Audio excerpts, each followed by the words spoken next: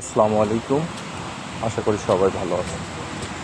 আমি আছি ঢাকা রমনা পার্কের ভিতরে, যে জায়গায় মানুষ সকালে মর্নিং ওয়াকিংয়ে জগিং করেন,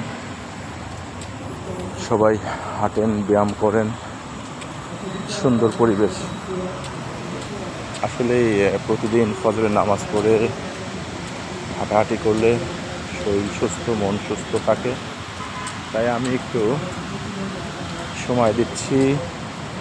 অনেক চমৎকার এখানে যে পিটিফের ব্যায়াম শেখানো হচ্ছে।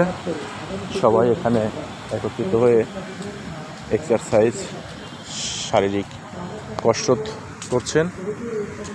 চমৎকার সুন্দর পরিবেশ রমনা। আমিও একটু সকালে সকালে হেঁটে নিচ্ছি নিজের সকাল সৌন্দর্য রাখার জন্য। সবাই ভালো থাকবেন।